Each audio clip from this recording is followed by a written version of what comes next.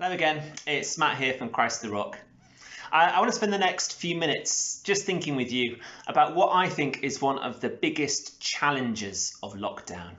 You see, some challenges I think are very obvious. There's the challenge of adjusting to new working conditions for many people. There's the challenges of making difficult decisions regarding our own families and people that we care about. And for all of us, I know there's the increasing challenge of being separated from those that we know and love. But actually within that, I think one of the biggest challenges for me has come out quite recently. And what has kind of brought this about in my own thinking has been a change in what I've understood lockdown to be over these past few months. You see, initially, back in March 23rd, which seems like a different world now, doesn't it? I thought what we were going into was a short-term shift. In that for the next few weeks, maybe a couple of months, things would be different, but then we'd slowly begin to return to normality. And yet what's become increasingly apparent is that this isn't a short-term shift in society, but this is actually much more like a long-term change in direction. And actually life as we know it might never quite be the same again. And I think within this has obvious challenges, particularly in terms of our jobs, our finances, our families. But I think one of the biggest things we have to overcome, whether we're Christian or not, is not just simply the outside world, but actually the inside world. And in particular, what happens to our hearts the longer we go through this period. Do you know in the Bible, when God's people face difficulty, one of his biggest challenges to them is that they would not let their hearts be hardened. We see it the prophet Zechariah, when he's challenging the people of God to come back to him. He says their hearts have become like flint, like stone. We see it perhaps quite famous in the story of Exodus, where Pharaoh is being challenged to let the Israelites go to worship God in the wilderness. But we read that his heart was hardened towards it.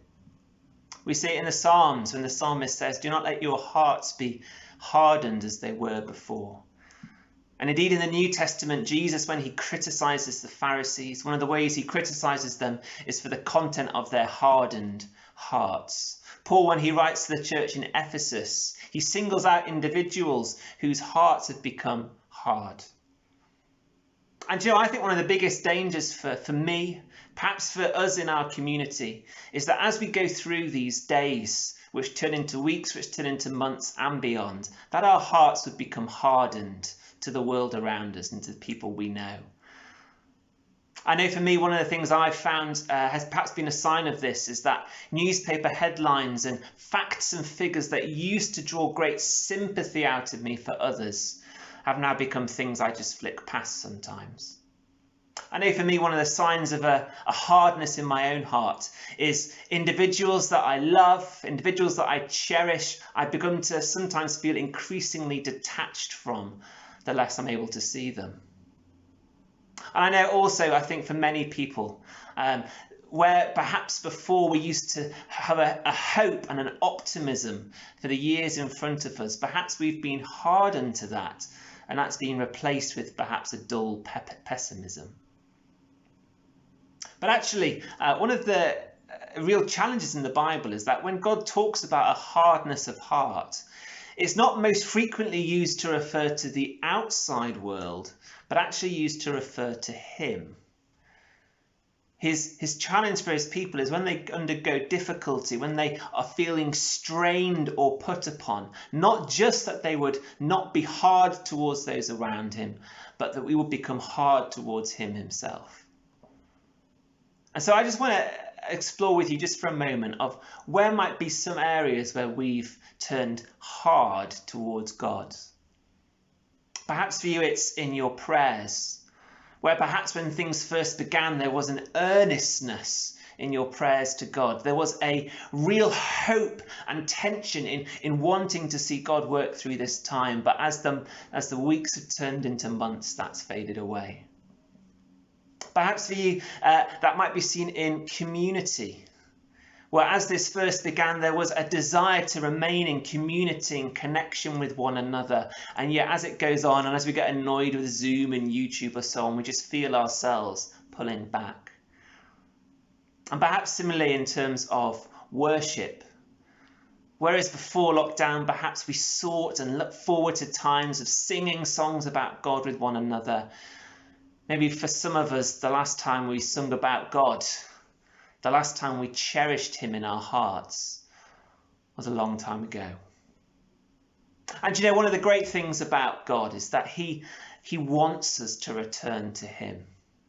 I've been drawing great courage from these famous words from Ezekiel these past few days, where God, through the prophet Ezekiel, speaks to his people, and he says this. He says, "I will give you a new heart. I will remove from you your heart of stone and give you a heart of flesh." And I think just within this one verse, we see two quick steps for how we get a new heart from God. First of all, we recognize we need it. We take a moment to pause and reflect and think, Lord, where has my heart become hardened, either to the world around me, to those I love, or even to you? And then secondly, we turn to God and we say, God, I don't want my heart of stone. I want your heart. I want the heart of your spirit for your kingdom, for this world. So if it's all right with you, I'm just going to pray some of those things over us. You might want to join me. So Lord, we pause now and we ask that in this moment you would just bring to mind any people, any places, any things where perhaps we've become hardened. Would you help us see, Lord, where we've perhaps become hard to people that we are called to love? And Lord, even in our relationship with you, God, we ask that you would help us to see where there perhaps has been a hardness where previously we were soft.